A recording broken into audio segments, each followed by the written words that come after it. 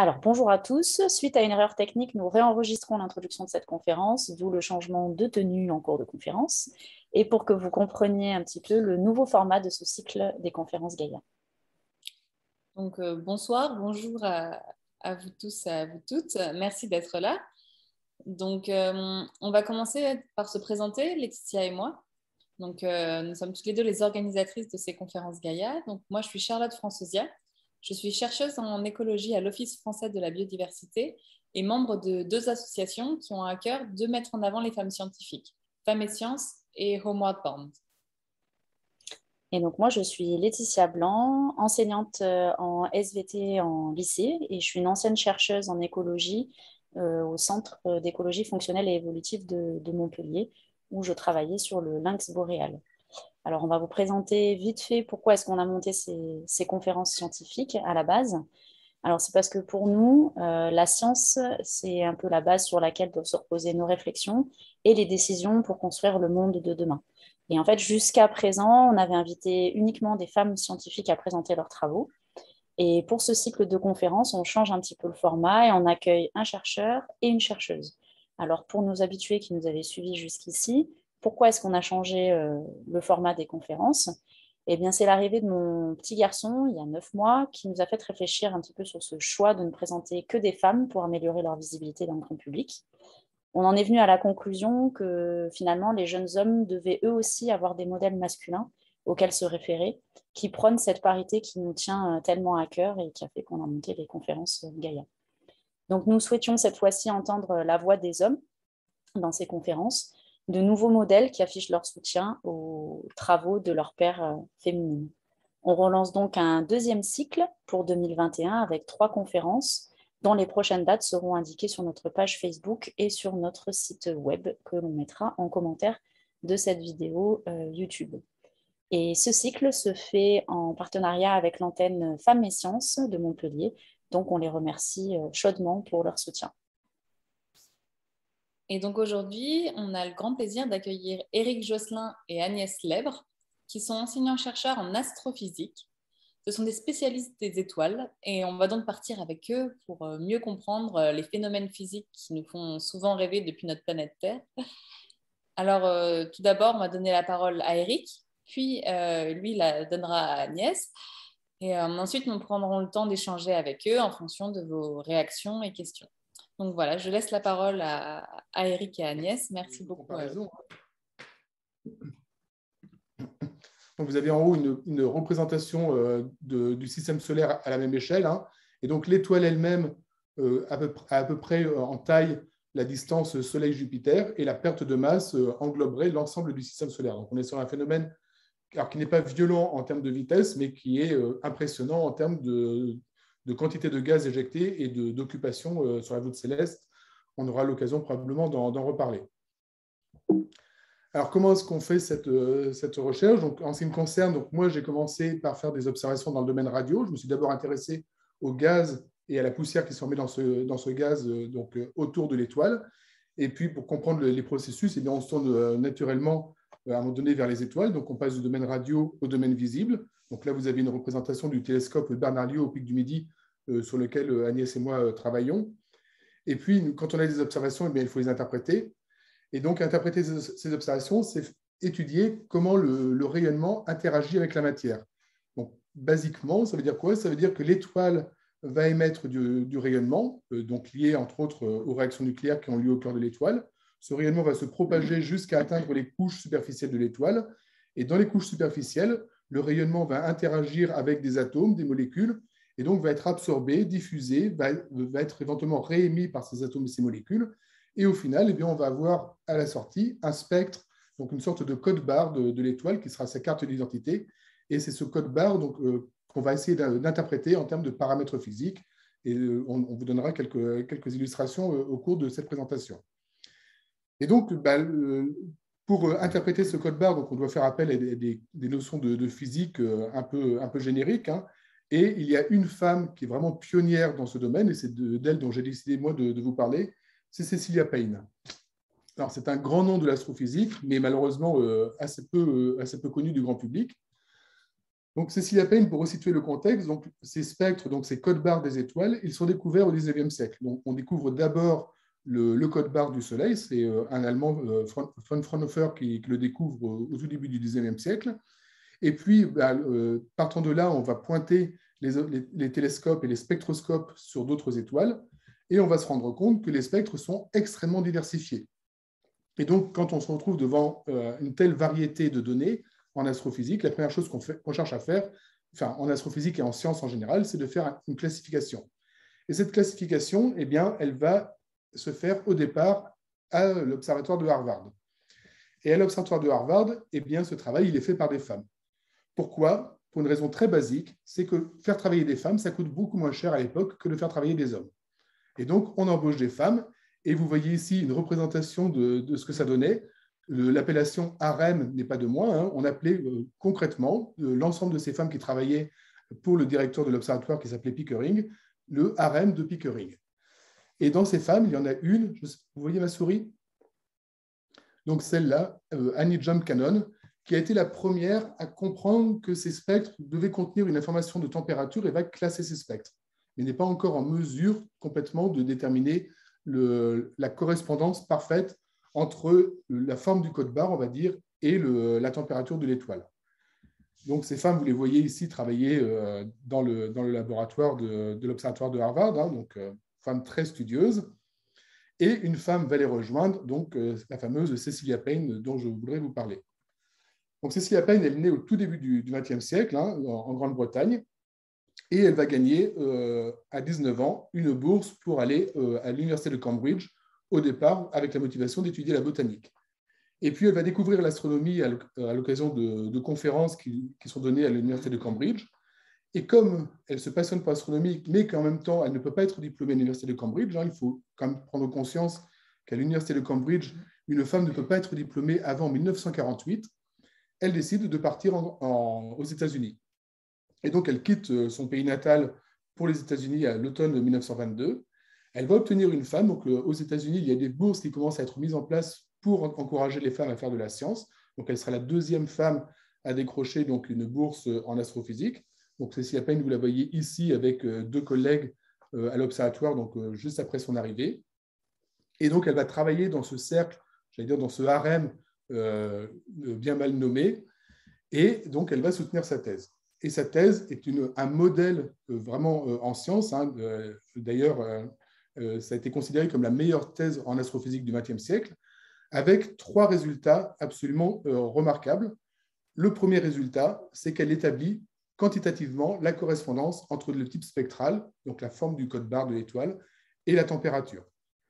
Le deuxième résultat, qui est probablement le plus spectaculaire, c'est qu'elle découvre que les étoiles sont principalement constituées d'hydrogène.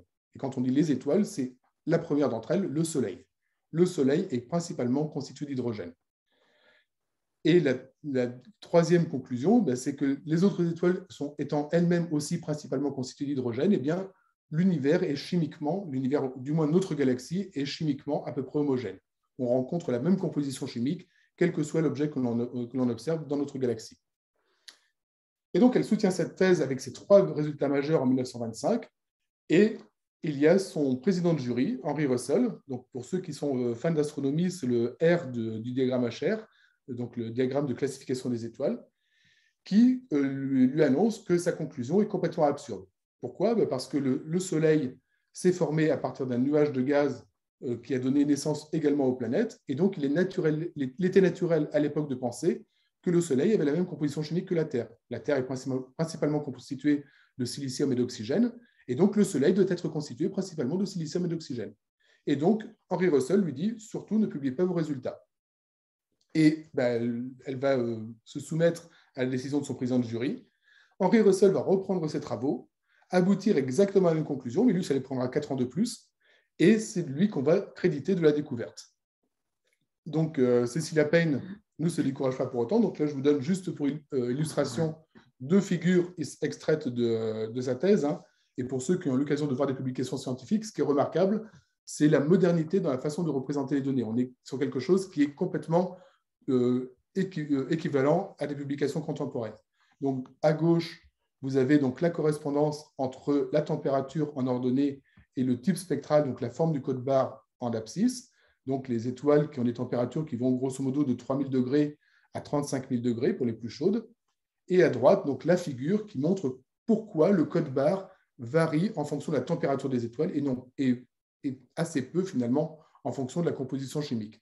Donc en abscisse, pareil, vous avez la température et en ordonnée, donc l'intensité des raies d'absorption, donc c'est ce qui constitue le code barre, qui va expliquer pourquoi ce code barre nous renseigne avant tout sur la température et assez peu finalement sur la composition chimique.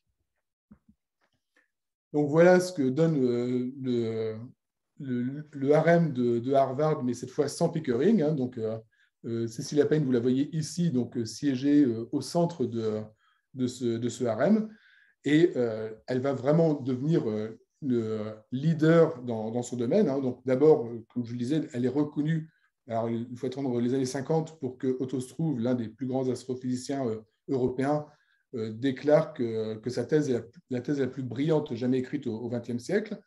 Et puis, elle va donc d'abord devenir assistante technique de Shapley. Donc, Shapley, c'est quelqu'un qui a étudié les galaxies et qui est donc en fait celui qui lui avait donné la bourse pour venir aux États-Unis. Elle va décrocher donc un poste d'astronome en 1938. Et puis, elle va très vite progresser. Donc, en 1943, elle est reconnue par l'Académie des sciences américaines. En 1956, elle décroche la première chaire d'astronomie à Harvard, donc première chaire attribuée à une femme. Elle va encadrer de très nombreuses thèses. Hein, alors, je ne vais pas vous donner tous les noms des gens dont elle a encadré les thèses, mais il y a un nom qui est remarquable pour sortir un petit peu du sujet, c'est Frank Drake. Frank Drake, c'est l'un des pionniers de l'exobiologie, donc celui qui a été l'un des premiers à vouloir estimer combien de planètes étaient habitées par des formes de vie intelligentes dans notre galaxie. Donc, vous voyez que les sujets d'études étaient extrêmement vastes. En 1966, donc, elle prend sa retraite, donc elle devient professeure émérite. Et en 1977, j'ai trouvé l'ironie absolument fabuleuse, elle décroche le prix le plus prestigieux de l'astronomie américaine, qui s'appelle le prix Henry Russell, donc le prix qui porte le nom de ce directeur de thèse qui l'avait découragé de publier ses travaux. Donc voilà, elle va mourir 2 ans plus tard, et donc elle a donc ces travaux qui nous ont vraiment inspiré. Tout astronome qui fait de la physique stellaire est vraiment inspiré par Cecilia Payne, par sa rigueur, par son obstination. Hein. On est plus que sur la persévérance, on est vraiment sur de l'obstination, également par son éthique de la recherche. Hein. Et donc, quand moi j'interprète des observations, j'utilise la même démarche que Cecilia Payne à l'époque. Et donc, je vais passer la parole à Agnès qui va vous présenter donc, ce que l'on faisait actuellement sur certaines étoiles. Donc, moi, je vais vous parler de Betelgeuse. Alors, Betelgeuse, c'est cette étoile que vous voyez ici, qui a une teinte un petit peu rouge. Si vous regardez le ciel actuellement, vers 2 heures du matin, parce que cette constellation d'Orion dans laquelle se trouve cette étoile, cette constellation d'Orion est actuellement visible à l'œil nu pour les étoiles les plus brillantes, hein, donc les points ici. Donc, il faut attendre à peu près 2 heures du matin pour la voir se lever sur l'horizon est et avoir ici cette forme un petit peu couchée. Donc, moi, je vais vous parler de cette étoile Betelgeuse qui se trouve donc dans ce grand complexe de constellations dans lequel on a également des nébuleuses qui sont alors devant, à premier plan, arrière-plan.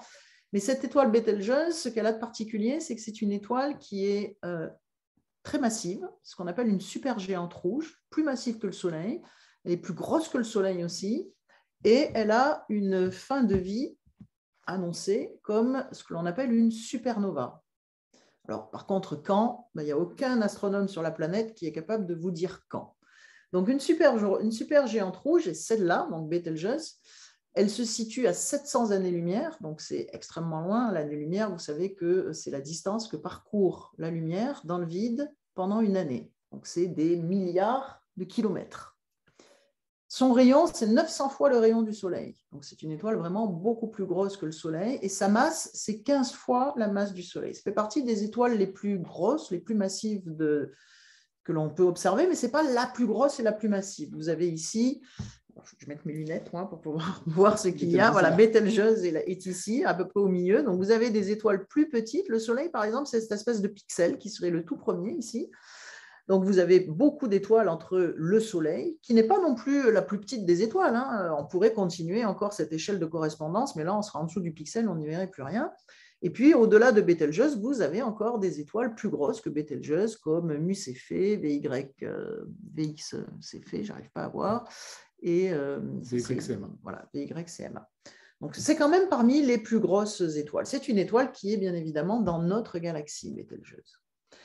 Donc, nous l'observons parce qu'avec Eric, nous travaillons depuis plusieurs années, voire quelques décennies, sur les étoiles les plus vieilles que le Soleil. Ce que j'ai oublié de dire, c'est que ces étoiles sont plus vieilles que le Soleil. Elles sont plus avancées dans leur vie stellaire, dans leur vie d'étoile, sachant qu'une étoile, ça naît, donc on dira, nous, que ça se forme, ça vit, on dira, ça évolue, et puis ça meurt, on dira que ça atteint un stade final et une fin plus ou moins tumultueuse.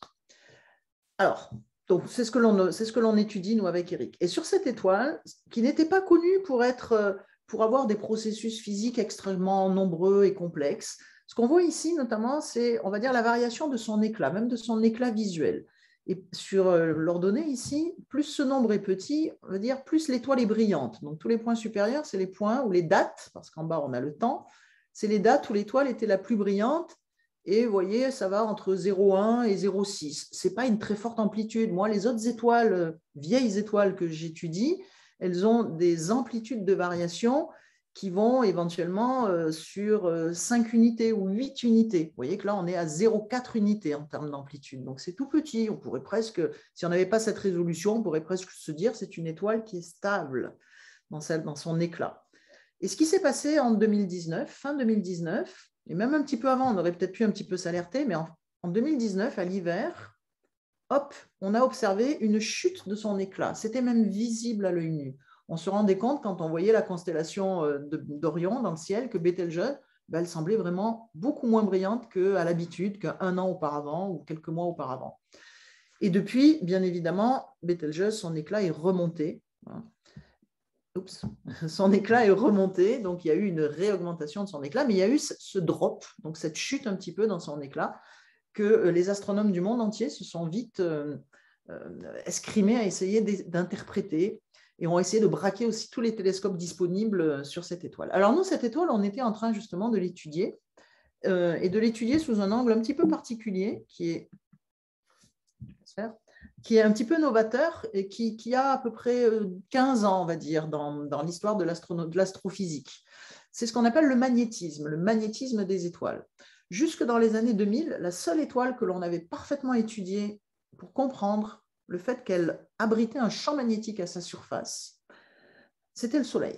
Et depuis les années 2000, les Français, et c'est une innovation instrumentale française, ont créé des instruments qui permettent d'étudier les autres étoiles de notre galaxie, dont Bételgeuse, dont les étoiles plus vieilles que le Soleil, qui ont le même âge que le Soleil ou qui sont plus jeunes que le Soleil, donc les étoiles de notre galaxie, sous l'angle de l'étude, enfin sous un angle qui leur permet d'étudier la présence d'un champ magnétique et éventuellement ce que ce champ magnétique peut induire comme processus physique. Et parmi eux, je vous rappelle le fil conducteur qu'Eric a présenté au tout début, c'est notre étoile Bételgeuse, qui est celle qui nous intéresse, et qui va perdre de la matière et qui va avoir un environnement qui va se retrouver très loin de sa surface. Donc, est-ce que ce champ magnétique pourrait expliquer cela?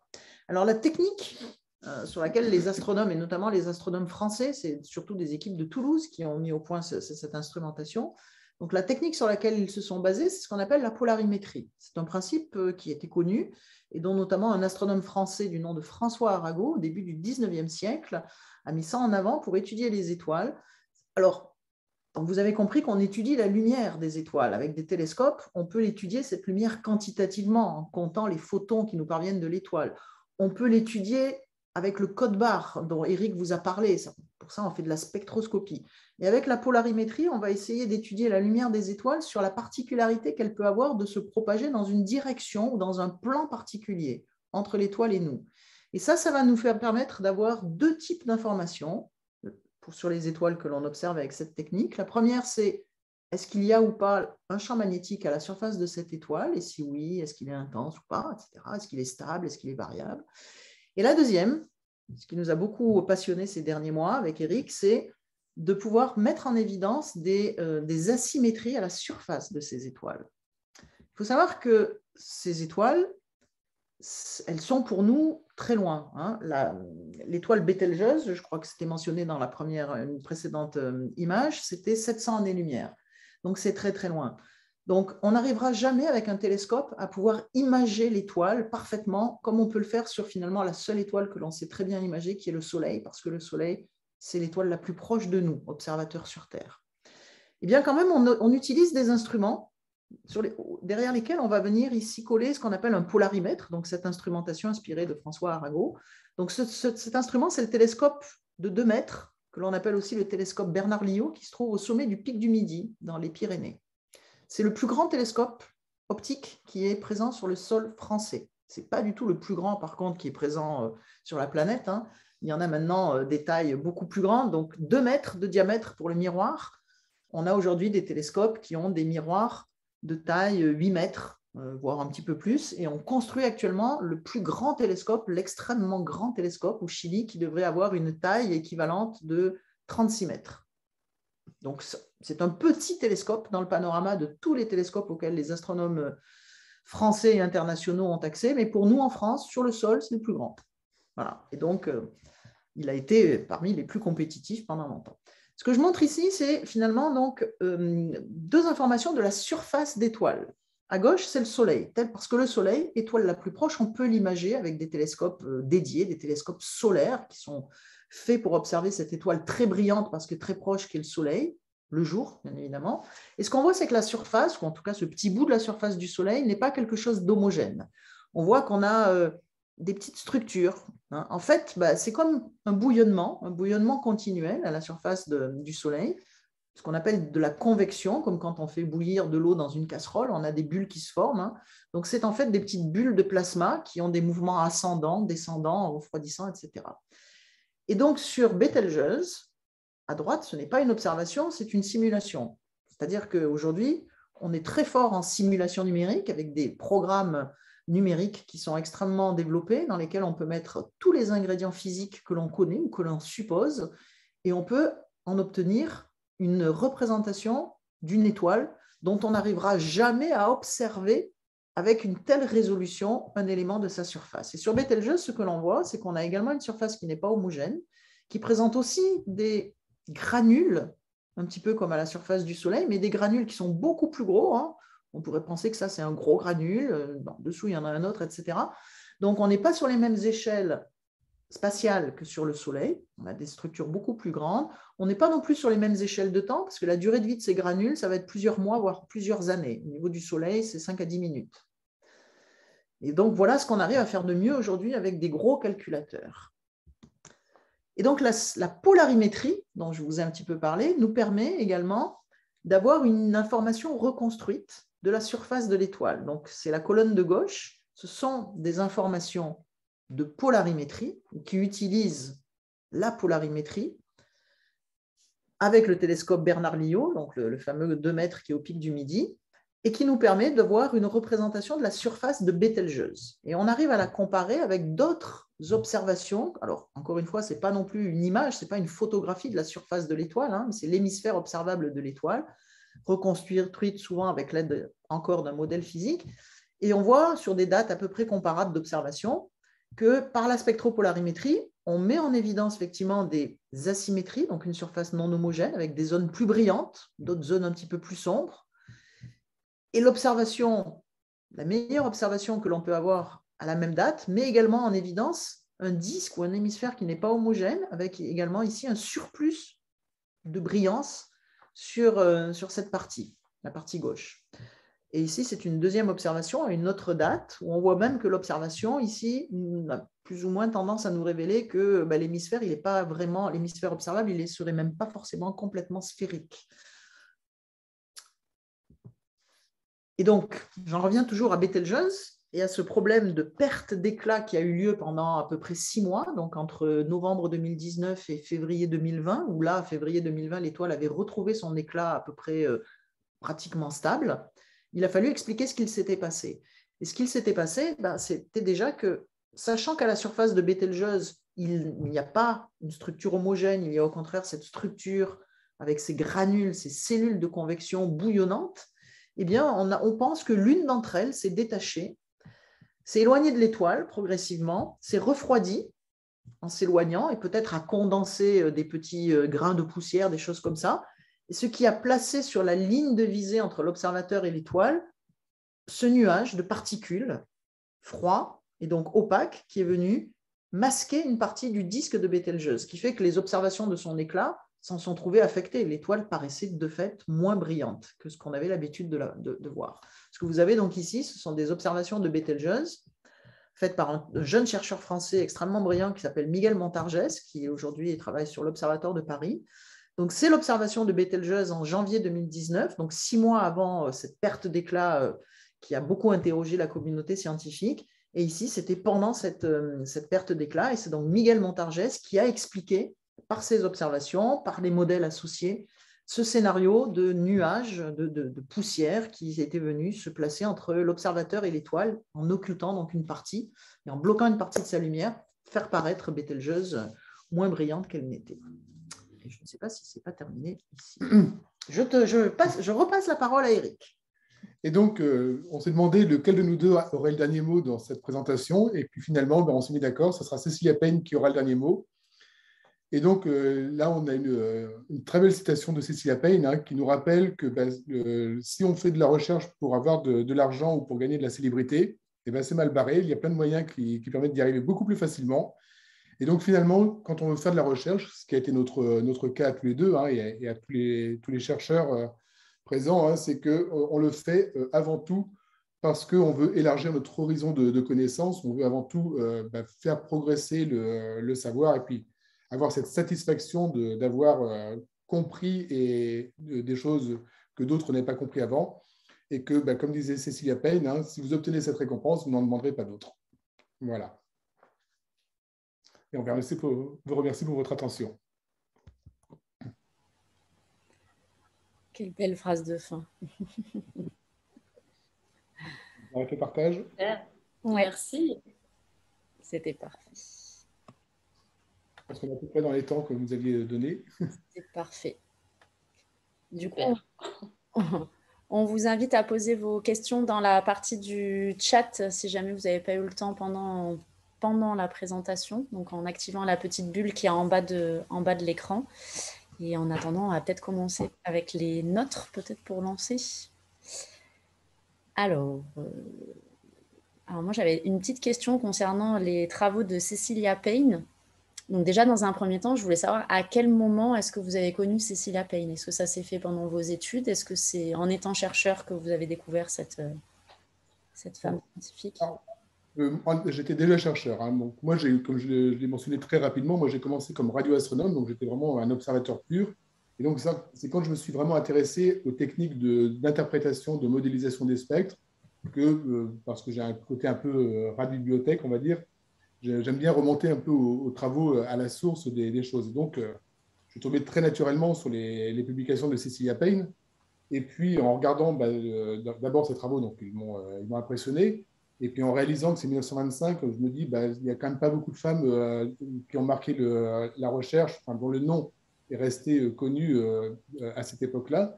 Et donc, c'est à ce moment-là que, par curiosité, j'ai un petit peu creusé et que j'ai découvert la vie qu'elle a menée, les combats qu'elle a dû mener pour mener sa carrière, pour réussir. Et voilà. Et donc, c'est tout ça qui fait que Cécilia Payne est devenue un peu un modèle pour moi. D'accord. Et comment est-ce qu'à l'époque, elle a su que les étoiles, elles étaient constituées d'hydrogène? C'est quoi qui lui a...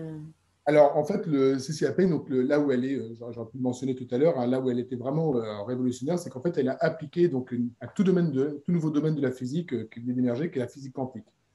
Donc, la physique quantique, elle naît dans les années 1910. Et donc, de cette physique quantique, on va sortir un certain nombre de principes. Et en fait, Cécilia Payne va être la première à avoir l'idée d'appliquer ces principes à l'interprétation détaillée des spectres. Il y avait des travaux un peu précurseurs, mais c'est vraiment elle qui va mettre en œuvre de façon précise et quantitative l'application de la physique quantique, donc née moins de 10 ans auparavant, à l'interprétation des spectres d'étoiles. Charlotte, tu veux me lancer la suite? Ouais. Alors, une question de comment décide-t-on du nom des étoiles, par curiosité? Alors, c'est essentiellement donc, des noms qui sont hérités de cultures précédentes. Hein. Donc, ce sont des noms, on a mentionné, on ne l'a pas dit, mais c'était mentionné sur une diapo, l'origine du nom de Bételgeuse. Donc, il fait référence à une sorcière, Chouza, qui pose sa main sur l'épaule d'Orion. Donc, la constellation elle-même, donc, c'est essentiellement donc, la mythologie gréco-romaine qui a donné le nom de ces groupes d'étoiles hein, que l'on voit dans le ciel, qui ne sont pas du tout liés physiquement, mais qui dessinent des figures géométriques un peu particulières.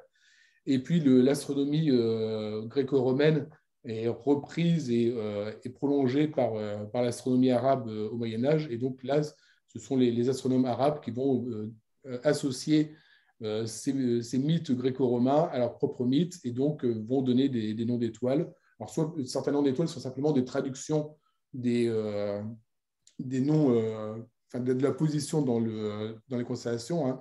Donc, par exemple, ce qui était un œil va devenir un œil en arabe, ce qui était un genou va rester un genou. Et donc, c'est simplement ensuite une francisation de ces noms arabes. Et puis d'autres, donc, comme Bételgeuse, où on y associe des mythes de la culture arabe aux mythes gréco-romains. Alors, les noms des étoiles, enfin des astres d'une façon générale, sont aussi gérés par un organisme international qui est l'Union internationale des astronomes, qui peut décider déjà de classer un objet dans telle ou telle catégorie. Rappelez-vous le cas et le sort de Pluton, par exemple, hein, comme planète, qui est devenue une planète naine. Maintenant, c'était en 2008, je crois, donc il y a 15 ans à peu près, 20 ans.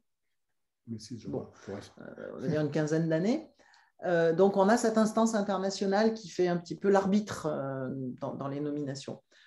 Bételgeuse, il faut savoir que c'est une étoile qui doit avoir 50 noms différents, c'est-à-dire ce point dans l'espace à un instant donné, qui est Bételgeuse, peut avoir 50 noms différents, c'est-à-dire que les astronomes professionnels la connaissent aussi sous le nom Alpha Orion, c'est-à-dire Alpha, la première étoile la plus brillante de la constellation d'Orion.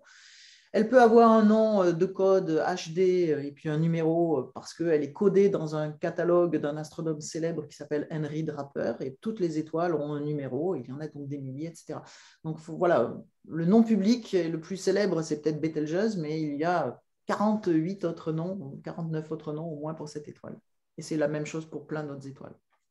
C'est rigolo de faire le parallèle avec le monde aussi, nous, on travaille en écologie, de voir un peu les noms d'espèces aussi avec les noms latins qui sont partagés partout. Mais alors après, on a aussi des noms dans tous les pays et voir dans les pays plusieurs noms par espèce aussi. C'est rigolo. En tout cas, heureusement que c'était écrit Bételgeuse parce que moi, au début, j'avais compris Beetlejuice. Donc, le Tim Burton, alors j'étais là, oh, c'est marrant ce nom.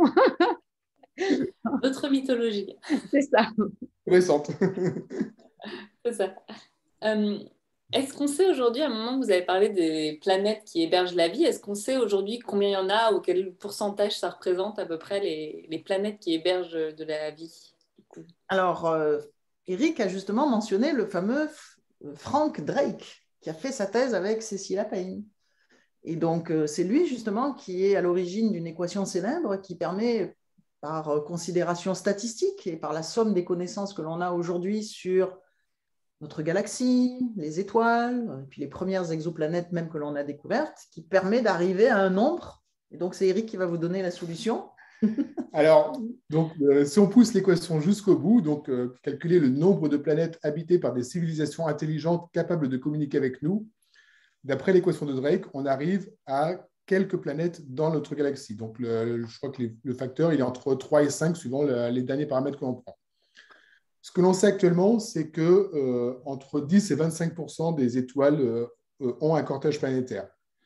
Dans ces étoiles, donc il y a un cortège planétaire, il y en a 10% à peu près, peut-être un peu moins, qui ont une planète qui est dans ce qu'on appelle la zone habitable, c'est-à-dire qui est à la bonne distance de l'étoile pour avoir potentiellement de l'eau liquide. Ça ne veut pas dire qu'il y a de l'eau liquide, mais ça veut dire que la température y est adaptée pour avoir de l'eau liquide. Et ensuite, le reste des paramètres, comme dit Agnès, c'est des considérations plus ou moins statistiques, plus ou moins optimistes. Et donc, voilà, avec l'optimisme à la Drake, on arrive à moins de 10 planètes susceptibles de communiquer avec nous. mais en fait, les derniers paramètres ne reposent pour l'instant sur aucune considération comment dire, étayée, validée par une observation ou par un modèle. Ok. Laetitia, je te laisse reprendre la question. Concernant le nuage de poussière qui du coup a généré du coup cette baisse d'éclat là de Betelgeuse, est-ce qu'on sait si c'est arrivé sur d'autres étoiles? Est-ce que c'est un phénomène qu'on a vu sur d'autres étoiles? Alors, il y a une étoile dont Agnès a parlé, VYCMA, donc une supergéante de la constellation du Grand Chien, hein, donc pas très loin de Sirius, donc, qui est actuellement l'étoile, la supergéante rouge la plus grosse connue dans notre galaxie. Donc, elle fait 3 fois la taille de Betelgeuse à peu près. Et donc, cette étoile-là, elle a eu des baisses. Donc, quand on regarde les archives de données, on voit qu'elle a eu des baisses brutales de luminosité sur les 2 ou 3 dernières décennies. Et donc, rétrospectivement, on pense qu'il s'est passé la même chose sur cette étoile-là que sur Betelgeuse. Sur Betelgeuse, ce qui s'est vraiment passé, c'est qu'on en a été témoin tout de suite. Parce qu'en plus, Betelgeuse, elle est sous le feu un petit peu de nos projecteurs télescopes, enfin de nos télescopes. Elle était justement suivie parce que ces nouvelles techniques de polarimétrie pour détecter son champ magnétique ou pour détecter ses inhomogénéités de structure en surface faisaient que assez rapidement, on s'est rendu compte que c'est bizarre, elle est bien moins brillante que la semaine dernière, et puis la semaine suivante, elle était encore moins brillante, etc. Donc, il y a eu une alerte qui a été rapidement donnée, contrairement à l'étoile que mentionne Eric, où c'est rétrospectivement, quand maintenant on va chercher à comparer ce qui s'est passé sur Betelgeuse en regardant d'autres étoiles similaires, si elles ont connu effectivement cet événement, où on arrive à se dire, tiens, oui, il y a peut-être 10 ans, 15 ans, il s'est passé quelque chose d'équivalent. Là, on en a été témoin en live. Et donc, de semaine en semaine, on voyait la chute s'amplifier et de semaine en semaine, ensuite, on voyait l'éclat remonter. Sans savoir au jour le jour ce que le lendemain serait. Hein. C'est ça qui était assez passionnant. Betelgeuse, encore une fois, elle est visible à l'œil nu, donc il suffit de regarder, de lever le nez vers le ciel le soir pour se rendre compte qu'il y a quelque chose qui cloche. Et comme c'est une étoile brillante, c'est aussi une étoile qui est particulièrement observée par les astronomes amateurs. La courbe d'éclat que vous a montré Agnès tout à l'heure est une courbe donc, qui est produite par l'Association américaine des observateurs d'étoiles variables. Et cette association, c'est essentiellement des astronomes amateurs qui passent leur nuit, littéralement, à mesurer l'éclat des étoiles et à envoyer leurs données. Donc, ils passent par des processus de validation. Et donc, ça, on l'a vraiment en direct, puisque les données sont traitées au fur et à mesure, jour après jour. Et donc, pour les étoiles les plus brillantes, donc, le traitement est relativement facile, hein, parce qu'il y a beaucoup d'astronomes qui vont les observer. Donc, en croisant les données, on arrive à valider très rapidement ces observations. Pour des étoiles moins brillantes, comme VYCMA dont j'ai parlé, il y a moins d'observateurs potentiels et donc ça prend un peu plus de temps pour valider les observations. Okay. Finalement, il y a pas mal de recoupements avec l'écologie aussi, parce que c'est une science. Science participative, tout à fait. Alors, des questions concernant les télescopes. On voulait savoir pourquoi le plus grand télescope là, que vous avez annoncé, qui m'a l'air vraiment immense, je ne sais plus combien de mètres vous avez annoncé là au Chili. Pourquoi est-ce qu'il est au Chili? Et finalement, quelles sont les bonnes conditions pour installer un télescope? Alors, pourquoi est-ce qu'il est au Chili? Eh bien, c'est parce qu'aujourd'hui, c'est au Chili déjà que sont les plus grands télescopes. Qu'est-ce qu'il faut? Il faut déjà être loin des villes, il faut être loin de toute source lumineuse et de pollution lumineuse. Donc, il faut être dans un endroit peu peuplé sur la planète, donc un désert. Mais il faut surtout une condition de l'atmosphère qui soit optimale pour des observations. Et les meilleurs télescopes actuellement se trouvent donc au Chili, dans le désert de l'Atacama, voire un petit peu plus au nord de ce désert, qui est le désert le plus aride, qui a l'atmosphère la plus sèche finalement sur la planète, l'un des, et qui surtout se trouve loin de toute grosse ville et donc toute source de pollution lumineuse potentielle qui pourrait gêner les observations. Il faut être aussi un petit peu en altitude, et donc ce télescope est en train de s'implanter sur un plateau donc, de ce désert. Sa surface collectrice sera de 36 mètres. Alors, 36 mètres, on n'arrive plus à tailler un miroir de 36 mètres de diamètre. On est obligé de passer par des ruses. Et donc, cette surface collectrice va être en fait constitué de plusieurs petits morceaux hexagonaux qui vont être l'un à la place de l'autre, comme un patchwork, et qui vont en fait occuper un espace équivalent à un diamètre de 36 mètres. Et est-ce que vous allez y aller, vous allez pouvoir l'utiliser, ce télescope-là? D'accord. Alors, ce genre de télescope, comme les télescopes, on va dire, de taille un petit peu inférieure que sont les 8 mètres, c'est les Rolls-Royce ou c'est les Porsche ou les Ferrari de l'astrophysique. Ça coûte effectivement très cher, c'est une technologie extrêmement pointue. Et nous, observateurs, on va être les commanditaires d'une observation. On va dire, tiens, un télescope super puissant et super cher pointe l'étoile. Alors, ce ne sera pas l'étoile Bételgeuse parce que vous avez compris qu'elle était très brillante et qu'on ne fait pas des télescopes très grands et très puissants pour observer des étoiles aussi brillantes. Donc, pointe ou observe telle étoile. Et donc, ça peut se faire à distance avec juste une équipe de personnes hyper spécialisées et très pointues sur leur domaine, que sont l'optique, la mécanique, l'électronique et l'informatique pour opérer ces télescopes. Et donc aujourd'hui, l'astrophysique professionnelle est très distancielle finalement. Bien avant Zoom et bien avant le Covid, à savoir que les astronomes restent à Montpellier ou dans leur laboratoire. Les observations sont faites par des équipes professionnelles pointues qui ont en charge les observations et qui envoient les résultats de ces observations par Internet aux scientifiques qui ensuite, toujours dans leur labo, les exploitent. Donc finalement, une recherche faite aussi à l'international, enfin beaucoup de collaboration internationale dans votre discipline. Et concurrentielle. Donc, on ne se contente pas de demander, d'envoyer un mail en disant pointez ce soir l'étoile qui m'intéresse. On passe par des comités de sélection donc, qui opèrent en astronomie en général. Pour les observatoires, c'est tous les 6 mois. Et donc, on passe par un comité qui va comparer l'intérêt scientifique des différentes demandes. Et sur un télescope comme le LT, donc ce télescope de 36 mètres, on peut s'attendre à ce que au démarrage, on ait une demande sur 10 ou une demande sur 15 qui soit acceptée. Donc, il y aura 9 demandes sur 10 ou 14 demandes sur 15 qui seront rejetées. Et puis, il faut prévoir, en fait, du coup, s'il y a des 6 mois à l'avance, tout ça. Faut... Ah oui. Selon les événements. Super. Sachant que la météo peut aussi être un facteur qui peut interférer. Alors, dans ce désert, les conditions climatiques font qu'on pense avoir souvent un beau ciel. Bon, il arrive quand même sur ces observatoires chiliens, qu'il y ait du mauvais temps, voire même des conditions de neige, c'est arrivé. Mais comparativement à d'autres endroits du globe, c'est quand même les meilleurs sites. Il y a vraiment une complémentarité entre ces très grands télescopes dont on a parlé et les petits télescopes. Donc d'abord, les très gros télescopes, comme disait Agnès, ne vont pas observer Bételgeuse parce que tout simplement, on va cramer tous les détecteurs vu le nombre de photons qu'on va collecter, vu la quantité de lumière qu'on va collecter. Donc, les petits télescopes sont encore utiles pour observer les objets les plus brillants. Et puis, parmi les objets, on va dire, de brillance intermédiaire, donc certains seront découverts, identifiés par les très grands télescopes. Et ensuite, on pourra faire une étude de variabilité, un suivi de ces objets avec les plus petits télescopes.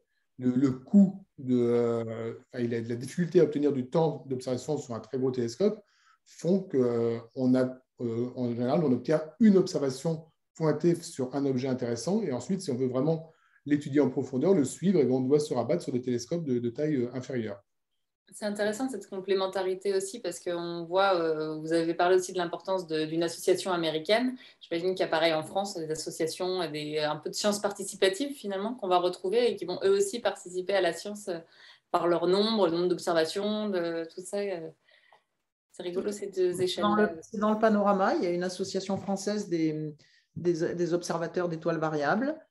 Ça, c'est un exemple. Ben vas-y. Non, dans les sciences participatives, par exemple, donc ces explosions d'étoiles, alors dans notre galaxie, il y en a, on s'attend à ce qu'il y en ait une ou deux par siècle, mais là, ça fait 2 siècles et demi qu'on n'a rien vu. Mais par contre, si on prend tout l'univers observable, donc avec toutes les galaxies, les milliards de galaxies qui sont observables, il y en a toutes les 2 à 3 secondes qui est potentiellement détectable. Et donc, pour les détecter, il faut, pour identifier qu'un éclat, une augmentation soudaine d'éclat correspond bien à une supernova, il faut mobiliser énormément d'observateurs. Et là, les astronomes amateurs sont extrêmement utiles pour ça. Et Et donc, pour revenir à Betelgeuse, hein, donc, il y a eu un article, alors, qui n'est pas de notre équipe, hein, mais on ne dénigre pas les équipes concurrentes. Il y a un article qui est paru la semaine dernière, hein, qui a essayé d'estimer un petit peu les différentes conséquences de l'explosion de Betelgeuse. Donc, alors, ce que l'on savait déjà, c'est qu'au moment de l'explosion, elle sera à peu près aussi brillante que la Lune, que la pleine Lune, hein, donc elle sera largement visible en plein jour.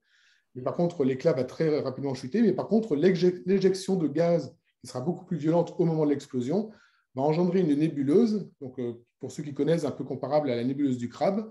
Et cette nébuleuse, eh bien, elle va occuper sur le ciel une taille qui sera 2 fois la taille de la pleine Lune, donc quelque chose d'important et suffisamment brillant pour être visible à l'œil nu.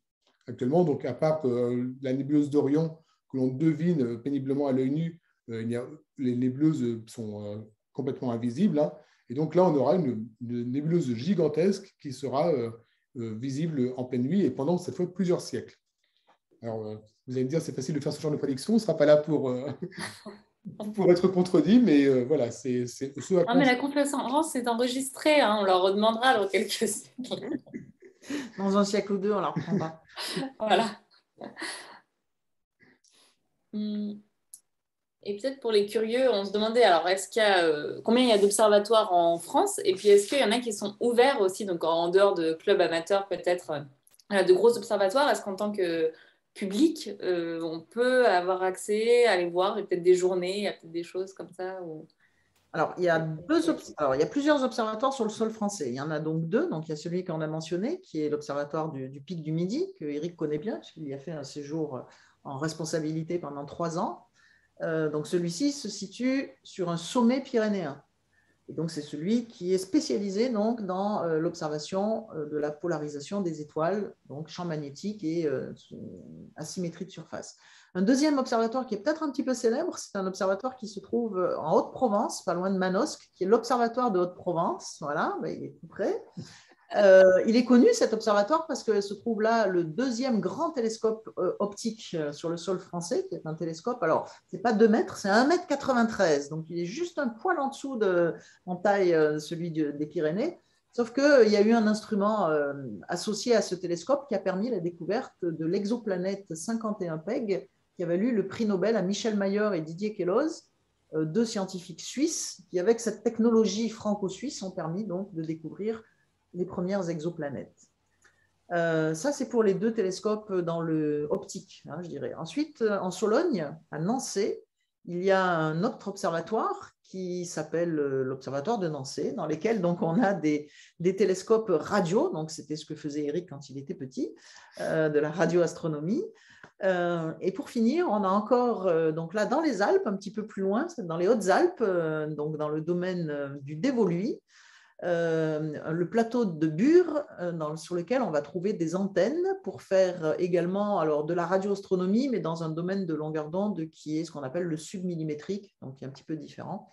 Donc là encore, un plateau en altitude, puisqu'on est même au-dessus d'une station de ski avec des antennes d'observation. Et si je ne me trompe pas, des observatoires en fonction professionnelle, ça doit être les seuls sur le sol français. Ensuite, il y a des observatoires historiques, hein, comme l'Observatoire de Paris, ou l'Observatoire de Nice, dans lesquels on a des instruments qui sont des instruments patrimoniaux avec des grandes lunettes, voilà, qui ont plusieurs dizaines, voire centaines d'années d'histoire, mais ce ne sont plus des instruments d'utilité professionnelle. Alors, donc, pour compléter, donc, la question est donc, est-ce qu'on peut y aller? Donc, il y a des journées portes ouvertes, en général, dans ces observatoires. Il y a les journées du patrimoine, auxquelles, en général, les observatoires sont associés. Et puis, dans quelques cas, donc à l'Observatoire du Pic du Midi, par exemple, que je connais bien, hein, pour le coup, il y a un télescope qui est accessible à des astronomes amateurs, donc via une association. Et donc c'est un petit télescope, hein, ce n'est pas le télescope de 2 mètres, évidemment, mais un télescope plus petit, donc qui est partagé entre, on va dire, la formation, donc des étudiants universitaires qui vont faire des stages pour s'initier à l'observation astronomique. Et quand il n'est pas utilisé pour cette formation, il est éventuellement accessible à des associations d'astronomes amateurs. Et c'est un télescope de 40 cm, 60 cm, pardon. Ok. Et après, on a une dernière petite question pour vous, Agnès.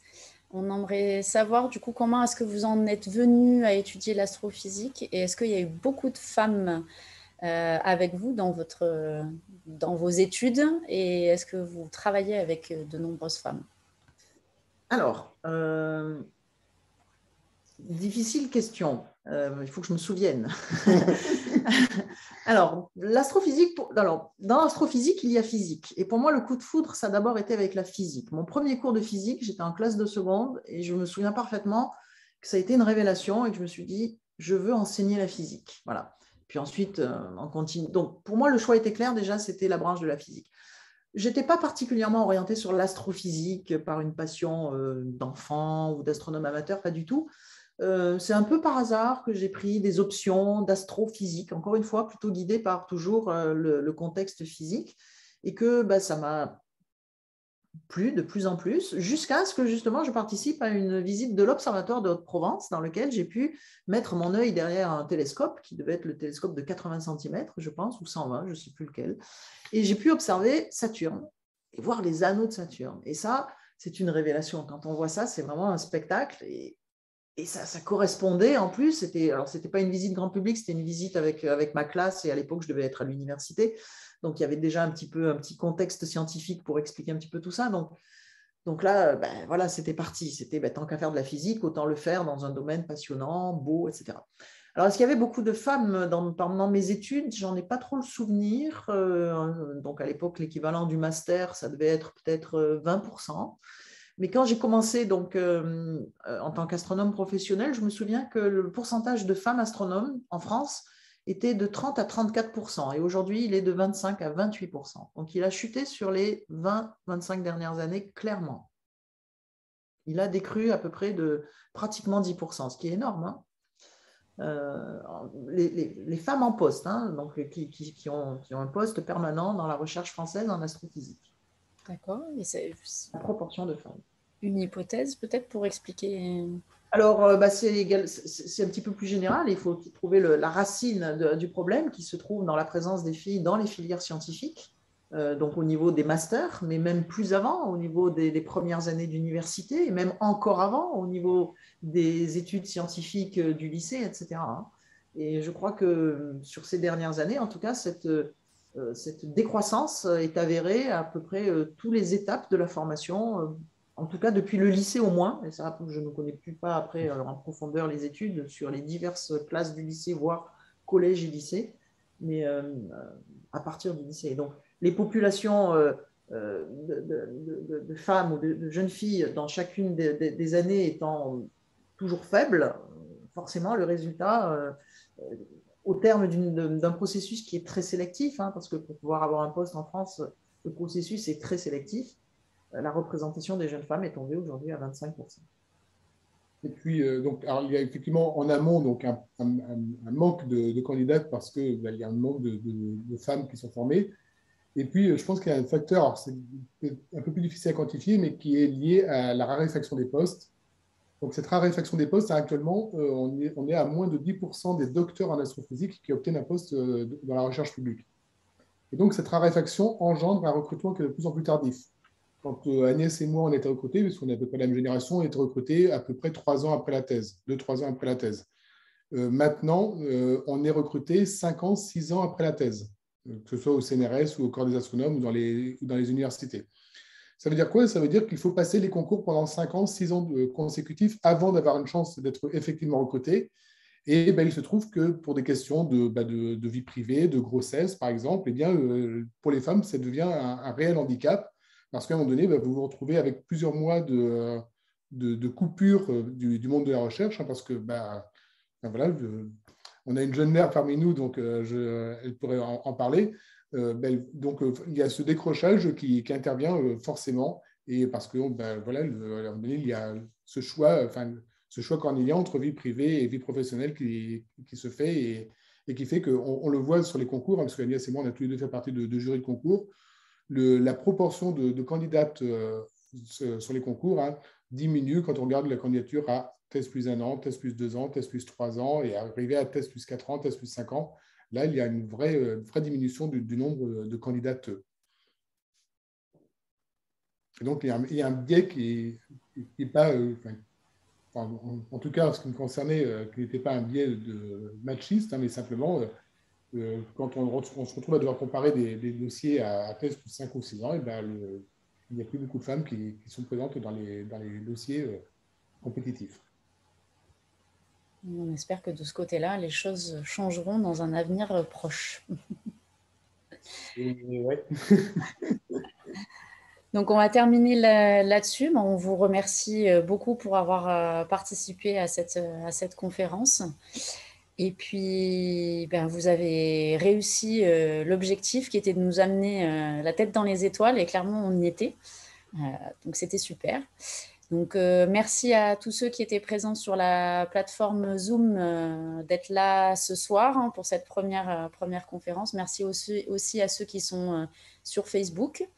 Merci encore à Femmes et Sciences de nous soutenir dans ce projet.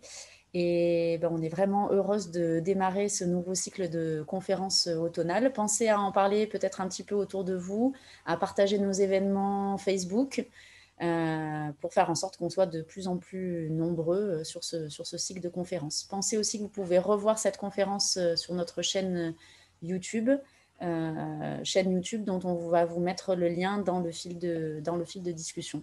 Donc encore merci à tous et un grand bravo à nos deux intervenants. Et puis on se voit bientôt le mois prochain. Merci à vous.